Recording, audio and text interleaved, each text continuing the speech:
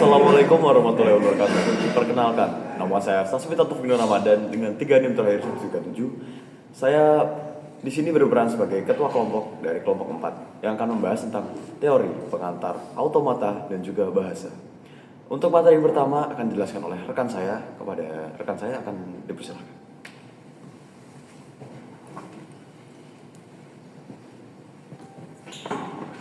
Oke, perkenalkan nama saya Sandika Dwi Artama Vedia dengan NIM terakhir 126. Di sini saya akan menjelaskan rangkaian sekuensial. Yang pertama yaitu konsep rangkaian sekuensial. Di sini konsep rangkaian sekuensial di sini ada masukan, lalu rangkaian logika kombinasi dan keluaran. Bedanya dengan rangkaian kombinasional, di rangkaian sekuensional itu terdapat elemen penyimpan. Jadi outputan dari rangkaian logika kombinasi menuju elemen penyimpan lalu dimasukkan lagi dan mengeluarkan keluaran yang berbeda sesuai yang diinginkan. Rangkaian sekuensial memiliki output yang tidak hanya bergantung dari input atau masukan tetapi juga dari sekuen sebelumnya yang berubah-ubah terhadap waktu. Selanjutnya adalah contoh ilustrasi rangkaian sekuensial 1 bit. Di sini terdapat rangkaian sekuensial. Di sini ada 1 yang berarti on dan 0 berarti off. Secara umum ada 2 state dari gambar ini. State 1 on, state 2 off. Perpindahan dari state ke state lain dapat diatur oleh clock. Jadi ini dapat diatur berapa detik ini nyala dan berapa detik ini mati, sehingga akan diperoleh kesan lampu yang kelap-kelip. Contoh yang kedua adalah contoh sekuensial yang 2 bit. Di sini terdapat gambar rangkaian 2 bit. Jadi di sini ada 2 angka, 00 berarti lampu mati, 10 lampu yang ini nyala, 11 kedua lampu nyala, dan 01 lampu yang ini nyala. Dapat didesain lampu dengan kelap-kelip sesuai aturan tersebut. Secara umum ada 4 state. State 1 0 0, state 2 1 0, state 3 1 1, dan state 4 0 1. Perpindahan dari state ke state yang lain dapat diatur oleh clock. Lampu berubah-ubah sesuai desain tersebut. Lalu selanjutnya adalah jenis rangkaian sekuensial. Secara umum terdapat 2 jenis rangkaian sekuensial. Yang pertama yaitu rangkaian sekuensial sinkron. Perubahan output tergantung pada masukan-masukan yang sifatnya sinkron atau bebarengan karena menggunakan unsur timer atau clock sebagai triggernya. Trigger perubahan sekuensi menggunakan clock generator sehingga perubahan dari waktu ke waktu adalah sesuai dengan waktu clocknya. Di sini ada gambar pulsa clock, dan di sini gambarnya sinkron. Ini misal ini 1 detik, ini juga 1 detik. Dan yang jenis kedua adalah rangkaian sekuensial asinkron. Perubahan output tergantung pada masukan yang sifatnya asinkron atau tidak bebarengan. Triggernya berupa clock tetapi dapat beraneka ragam. Di sini ada gambar rangkaian sekuensial, dan di sini adalah jenis-jenis elemen memori. Ada RS, FF yaitu set reset FF yang gambarnya seperti ini, JK FF yang gambarnya seperti ini, dan TFF atau toggle FF yang gambarnya seperti ini. Yang ini. Yang keempat adalah DFF, delay data atau data FF yang gambarnya seperti ini. Yang berikutnya adalah contoh rangkaian asinkron. Contoh rangkaian asinkron yang ditrigger dengan penekanan sebuah tombol. Jadi di sini yang pertama itu kan sinkron, jadi ditrigger oleh clock. Lalu yang asinkron ini ditrigger oleh tombol atau button atau saklar. Jadi itu tidak sinkron sesuai dengan penggunanya. Lalu materi selanjutnya akan dijelaskan oleh rekan saya.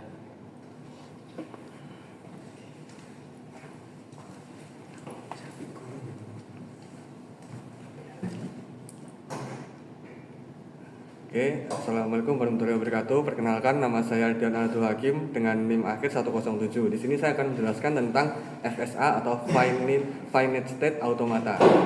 Finite State Automata adalah mesin abstrak berupa sistem model matematika dengan masukan dan keluaran diskrit yang dapat mengenali bahasa paling sederhana.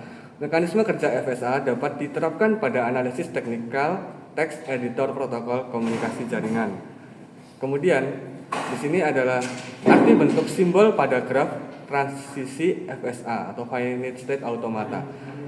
Initial state ditandai dengan busur tanpa asal state. Nah, itu busur tanpa asal itu ada di sebelah sini. Kemudian lingkaran menyatakan state. Lingkaran adalah ini dan juga ini. Kemudian label pada lingkaran adalah nama state.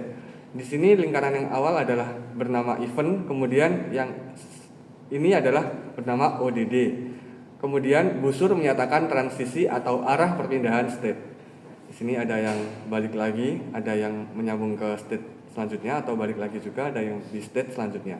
Kemudian label pada busur adalah simbol input. Di sini jika event ke ODD itu bersimbolkan 1, begitupun juga sebaliknya disimbolkan 1, jika berbalik disimbolkan 0. Lingkaran ganda menyatakan final state, ini atau state akhir. Jika inputan berakhir di sini berarti itu diterima. Nah, pernyataan FSA secara normal. FSA dinyatakan dalam M sama dengan Hi, sigma, delta kecil, Hi0 juga F.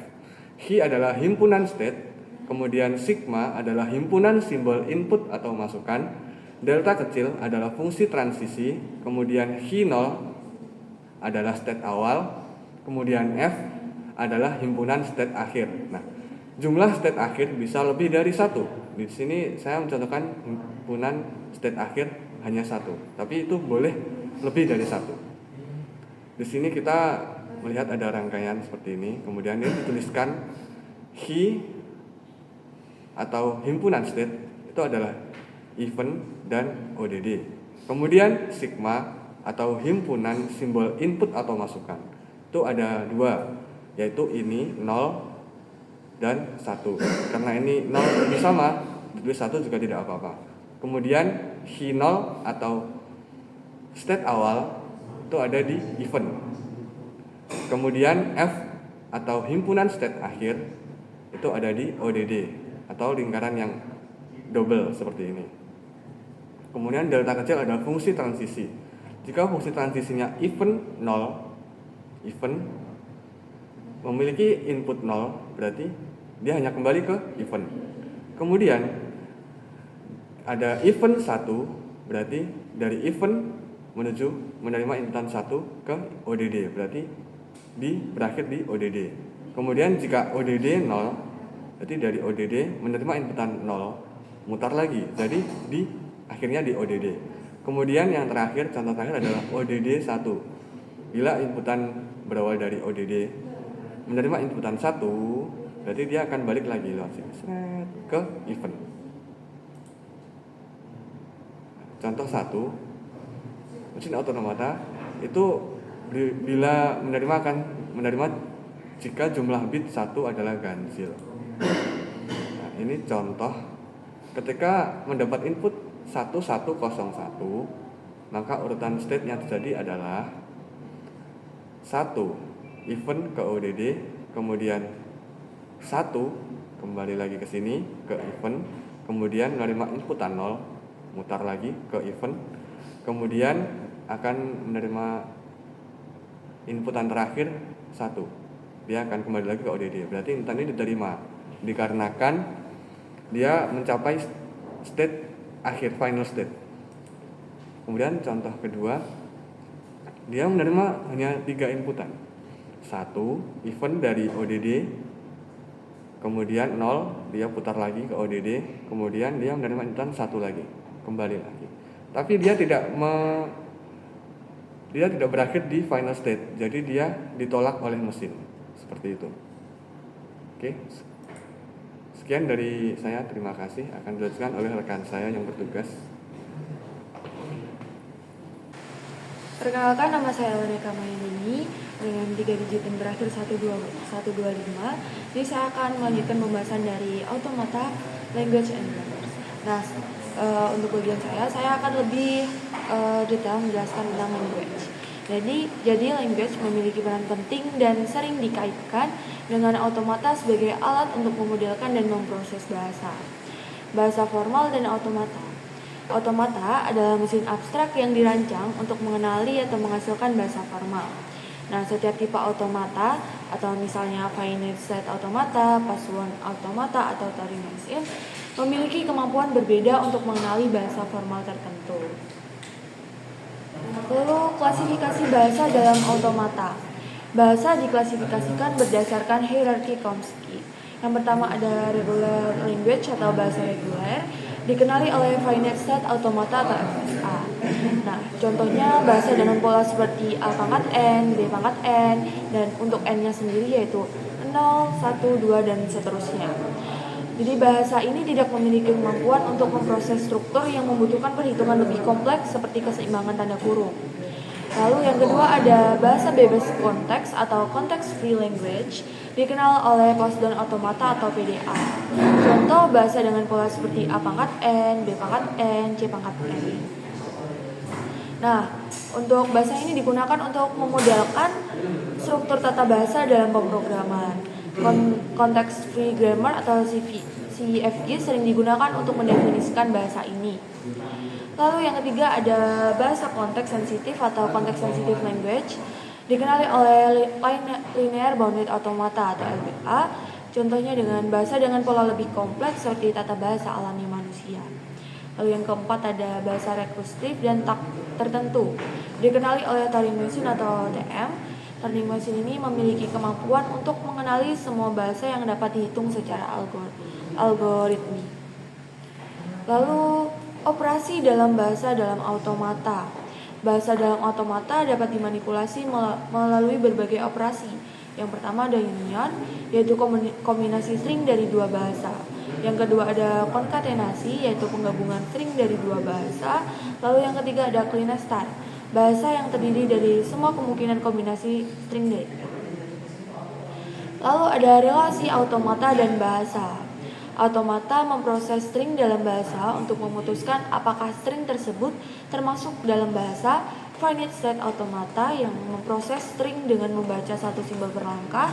Lalu apakah Postdown automata yang memiliki memori tambahan atau stack untuk mengenali pola lebih kompleks. Atau yang ketiga Turing machine yang memiliki memori tak terbatas dan kemampuan komputasi penuh untuk memproses bahasa apapun yang dapat dihitung. Lalu contoh dalam pemrograman. Jadi compiler dan parser dalam bahasa pemrograman memanfaatkan grammar dan automata untuk mengenali sintaks kode. Lalu regular expression adalah implementasi praktis dari finite automata untuk mencocokkan pola string. Lalu ada bahasa yang tidak dikenali automata. Jadi ada beberapa bahasa yang tidak dapat dikenali oleh automata tertentu. Misalnya bahasa dengan struktur kompleks seperti FSA tetap dikenali FSA tapi tidak dikenali oleh PDA. Lalu bahasa dengan pola lebih rumit seperti yang memerlukan logika kompleks, logika komputasi tingkat tinggi hanya dapat dikenali oleh Turing machine. Sekian. Assalamualaikum warahmatullahi wabarakatuh. Perkenalkan, nama saya Hilman Nabil Fai dengan 3 NIM terakhir 117. Di sini saya akan menjelaskan grammar automata. Grammar automata adalah konsep yang menghubungkan aturan produksi dalam sebuah grammar dengan model automata mesin yang dapat mengenali atau menghasilkan bahasa yang dihasilkan oleh grammar tersebut. Setiap jenis grammar sesuai dengan tipe automata yang dapat mengenali bahasa tersebut. Ada 4 jenis utama grammar automata yang diatur dalam Chomsky hierarchy, yang masing-masing dapat dikenali oleh model automata tertentu.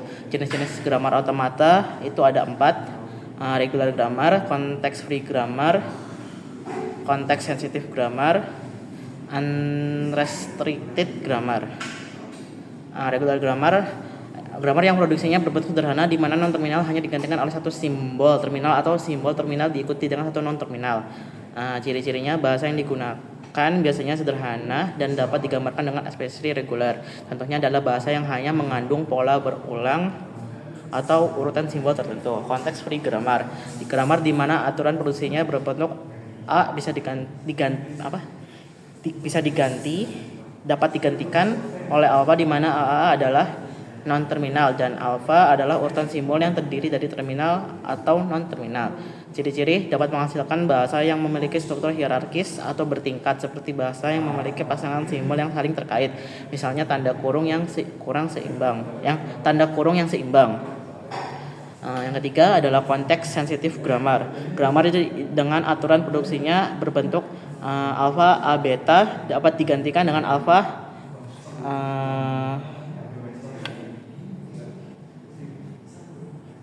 gamma beta di mana a digantikan oleh gamma dan panjang gamma harus lebih besar atau sama dengan panjang a. Ciri-ciri bahasa yang dihasilkan lebih kompleks dan membutuhkan batasan pada jumlah memori yang digunakan, seringkali berhubungan dengan masalah yang lebih rumit dalam pemrograman dan komputasi.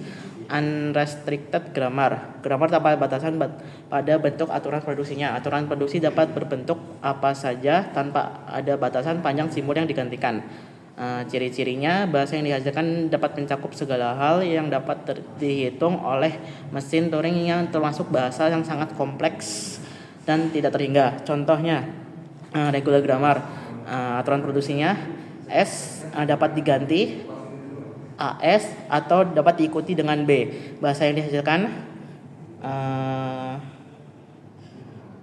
semua string yang terdiri dari 0 atau lebih huruf A diikuti oleh satu huruf B seperti B, AB, AAB, AAAB. Yang kedua, contoh dari konteks free grammar. Aturan produksinya S dapat digantikan dengan ASB diikuti dengan epsilon. Bahasa yang dihasilkan semua string memiliki jumlah A dan B yang seimbang seperti AB. Terus yang seimbang berarti AA, BB dan AAA, BBB. Yang ketiga contohnya adalah konteks sensitif grammar. Aturan produksinya S dapat digantikan dengan A, S, B, C dapat diikuti dengan A, B, C. Bahasa yang dihasilkan bahasa yang memiliki pola A pangkat N, B pangkat N, C pangkat N. Jumlah A, B, dan C harus sama seperti A, B, C.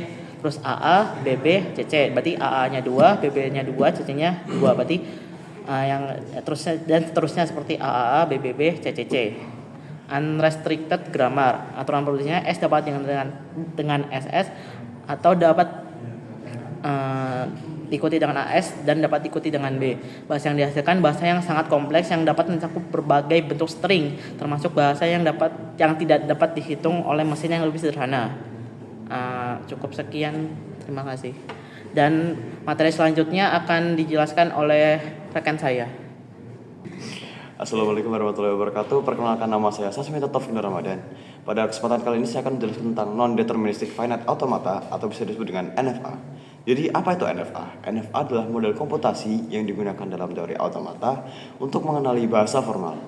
Dan juga berbeda dengan deterministic finite automata atau bisa disebut dengan DFA.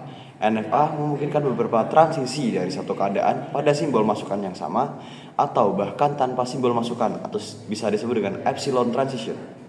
Lalu elemen dari NFA sendiri. NFA didefinisikan dalam tuple yang berjumlah 5, di mana terdapat Q, yakni berhimpunan berhingga dari keadaan, sigma, himpunan berhingga dari simbol input atau alfabet, gamma, fungsi transisi dari Q dengan sigma yang memetakan pasangan keadaan dan simbol input ke himpunan kemungkinan keadaan berikutnya. Lalu juga ada Q0, yaitu keadaan awal. Lalu juga F, himpunan keadaan akhir atau keadaan penerima.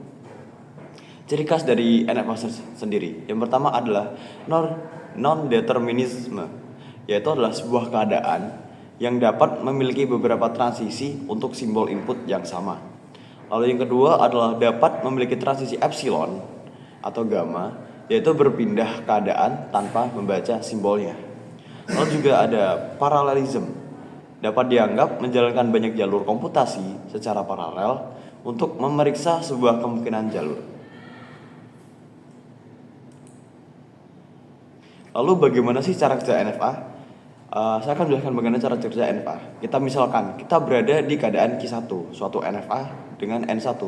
Diberikan simbol input 1, maka setelah membaca input tersebut, mesin menuju semua keadaan berikutnya yang berlabel 1. Kemudian, mesin membaca input berikutnya. Bila keadaan berikutnya ada lebih dari satu keadaan, ikuti semua keadaan tersebut. Dan namun bila tidak ditemukan keadaan berikutnya, maka runtutan string tersebut akan mati. Jika salah satu dari cabang urutan string mencapai keadaan akhir atau disebut dengan final state atau keadaan yang diterima, NFA akan menerima string yang diberikan. Jika muncul keadaan dengan simbol lambda, jika muncul keadaan dengan simbol sigma, maka tanpa membaca input lagi, mesin menuju ke sebuah keadaan berikutnya yang dituju simbol sigma. Lalu apa sih perbedaan dari NFA dan juga DFA? Yang pertama ada dari aspek transisi, di mana dalam NFA sendiri boleh memiliki banyak transisi, sedangkan dalam DFA hanya terdapat satu transisi untuk setiap simbol dari satu keadaan. Lalu juga terdapat dalam aspek epsilon transition, di mana pada NFA sendiri epsilon transition itu diperbolehkan, sedangkan pada DFA epsilon transition itu tidak diperbolehkan sama sekali. Lalu dalam aspek komputasi paralel, NFA dapat berjalan secara paralel, sedangkan DFA tidak dapat berjalan secara paralel. Lalu juga NFA sendiri memiliki implementasi yang lebih sulit daripada DFA yang memiliki implementasi yang lebih sederhana. Lalu juga ukuran automata dari NFA itu biasanya lebih kecil daripada DFA yang cenderung lebih besar. Lalu konversi NFA ke DFA. NFA dapat dikonversi menjadi DFA ekuivalen. Metode yang digunakan disebut subset construction atau power set construction, di mana setiap keadaan DFA adalah subset dari keadaan NFA. DFA yang dihasilkan akan memiliki lebih banyak keadaan daripada NFA asli.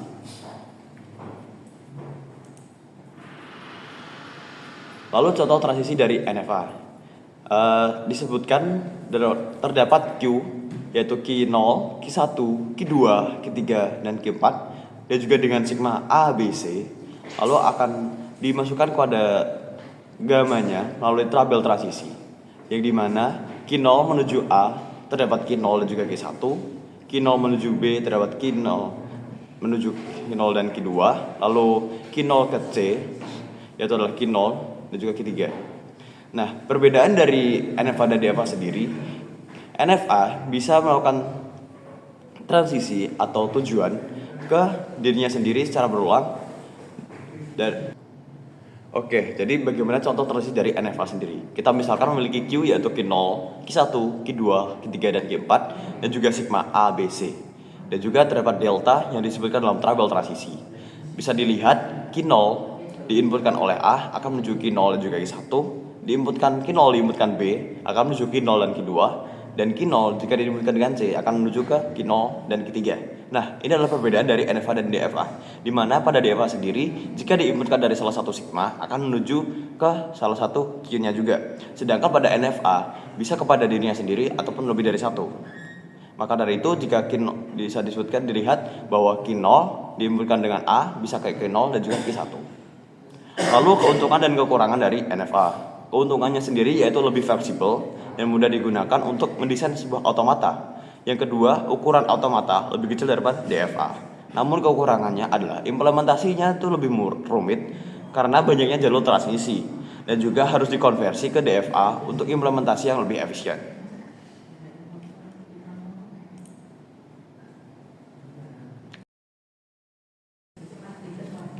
Oke, baik, perkenalkan nama saya Gastia Ferry Octavian dengan NIM akhir 108. Di sini saya akan menjelaskan konsep teori bahasa dan automata. Yang pertama ada pendahuluan. Teori automata adalah cabang ilmu komputer yang mempelajari mesin abstrak, automata, masalah komputasi yang dapat dipecahkan menggunakan keduanya. Teori ini berkaitan erat dengan logika matematika dan teori bahasa formal. Bahasa di dalam kamus adalah suatu sistem yang meliputi pengekspresian gagasan, fakta, konsep, dan termasuk sekumpulan simbol-simbol dan aturan untuk melakukan manipulasinya. Bahasa bisa juga disebut sebagai rangkaian simbol-simbol yang mempunyai makna. Sedangkan otomata sendiri, otomata merupakan suatu sistem yang terdiri atas sejumlah berhingga state, di mana state menyatakan informasi mengenai input. Automata juga dianggap sebagai mesin otomatis atau bukan mesin fisik yang merupakan suatu model matematika dari suatu sistem yang menerima input dan menghasilkan output serta terdiri dari sejumlah hingga state. Hubungan di antara bahasa dan otomata sendiri adalah bahasa dijadikan sebagai input suatu mesin otomata dan selanjutnya mesin otomata akan membuat keputusan yang mengindikasikan apakah input itu diterima atau tidak. Misalnya, kita memiliki sebuah mesin sederhana yang menerima input kata dalam bahasa Indonesia. Hal ini bisa dilihat pada gambar berikut ini. Pada gambar berikut ini, misalnya kita memiliki sebuah mesin sederhana yang menerima input kata dalam bahasa Indonesia. Hal ini bisa dilihat pada gambar berikut ini. Dalam gambar, initial state mengirimkan input kepada state Q0 dan Q0 mengirimkan input A ke state Q1 dan Q1 mengirimkan input D ke state Q2 dan Q2 mengirimkan input A ke final state Q3. Hal ini dapat diterima dan initial state mengirimkan input ke Q0 dan Q0 mengirimkan input A ke Q1 dan Q1 mengirimkan input D ke Q2 dan Q2 mengirimkan input U ke final state Q4. Hal ini dapat diterima dan initial state mengirimkan input ke Q0, Q0 mengirimkan input A ke Q1 dan Q1 mengirimkan input D ke Q2, Q2 mengirimkan input D ke Q5. Karena tidak melalui final state, hal ini ditolak. Nah, mungkin itu saja yang dapat saya jelaskan. Selanjutnya adalah contoh soal yang akan dijelaskan oleh rekan saya. Terima kasih. Jadi saya akan menjelaskan contoh-contoh soal dari teori automata. Pertama, contoh 1 ini adalah materi deterministik FSA. Jadi dalam nomor 1 ini kita membuat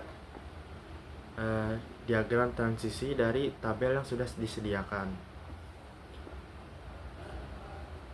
Caranya adalah kita lihat di sini adalah input, terdapat A dan B, dan state-nya ada state 0 dan state 1. Dan ada tabel F dan tabel G. Tabel F ini untuk melihat A dalam state 0 akan berlanjut ke state apa, atau A dalam state 1 berlanjut ke state apa. Kemudian tabel G ini adalah output ketika simbol ini dalam state ini. Contohnya seperti A dalam state 0 maka outputnya 1. Cara membuatnya adalah pertama kita membuat initial state, lalu state awal yaitu state 0, di tabel ini state 0, kemudian state 1, ada state 1. Dan untuk membuat busur-busur ini kita lihat dari tabel F ini, A dalam state 0 lanjut ke state 1, dan dengan outputnya A dalam state 0 1, maka kita tulis A per 1.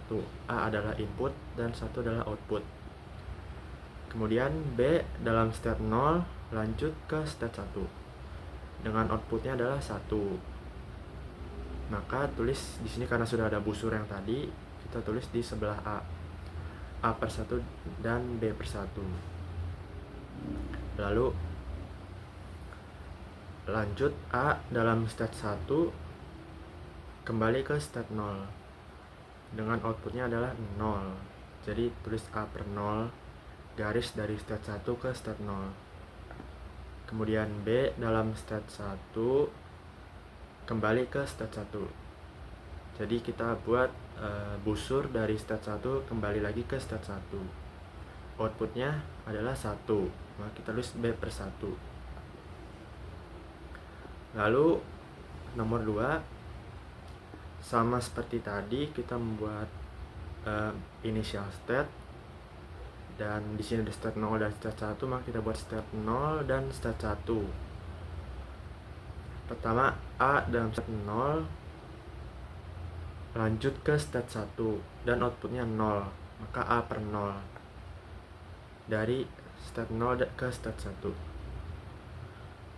Kemudian B state 0 kembali lagi ke state 0, maka buat busur dari state 0 kembali lagi ke state 0 dengan outputnya adalah 0. A dalam state 1 kembali lagi ke state 0 dan outputnya adalah 1.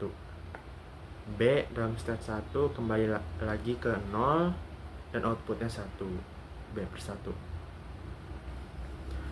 Kemudian untuk menentukan ABBA ini menghasilkan output apa, kita lihat dari diagram transisi ini.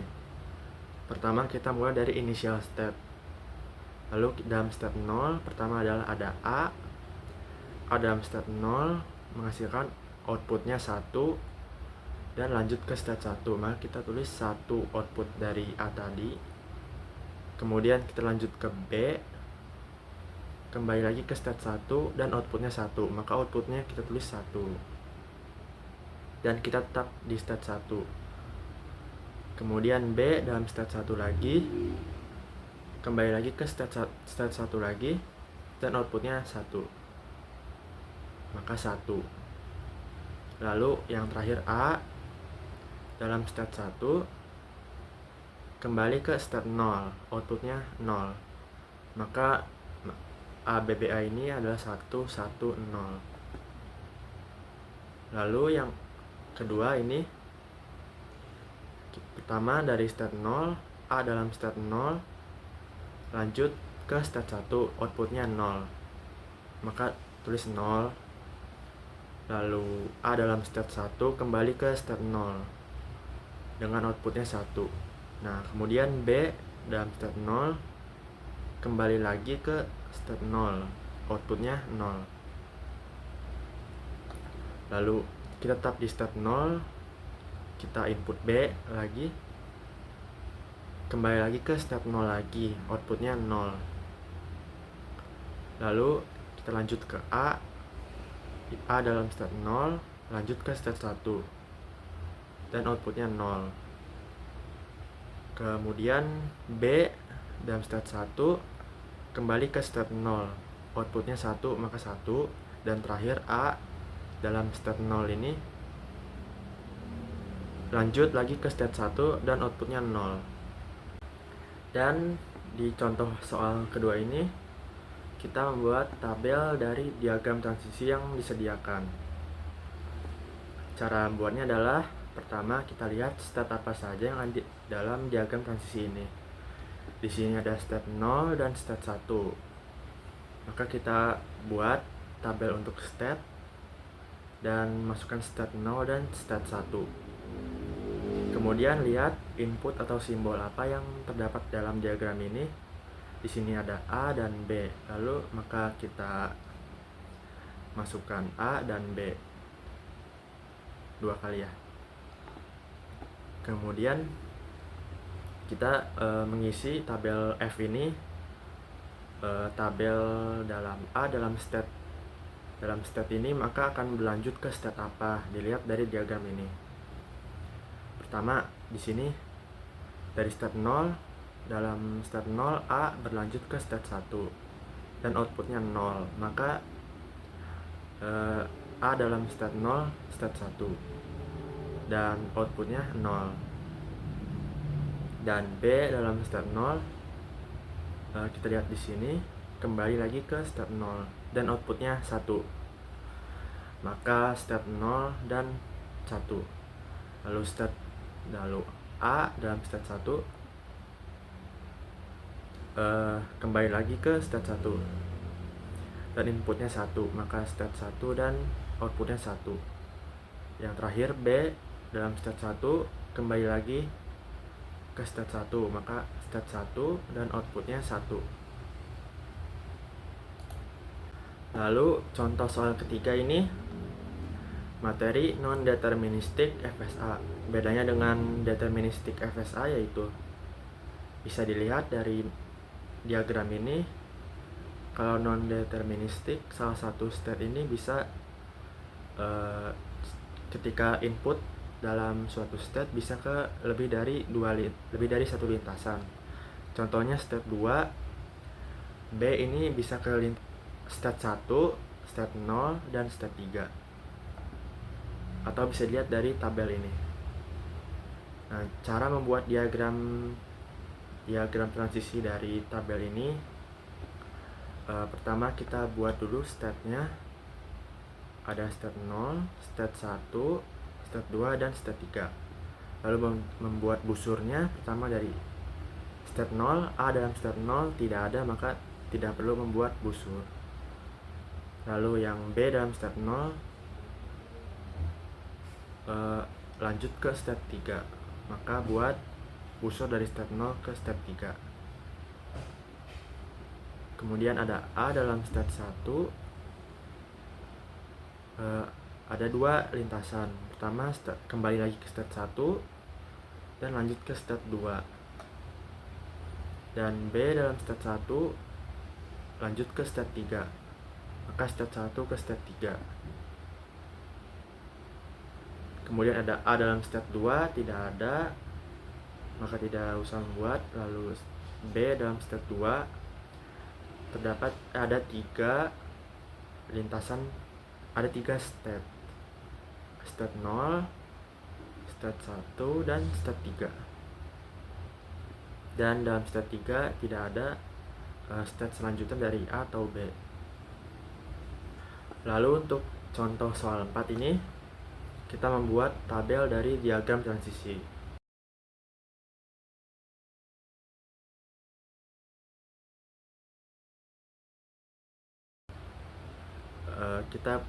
Pertama kita tentukan state yang ada di sini.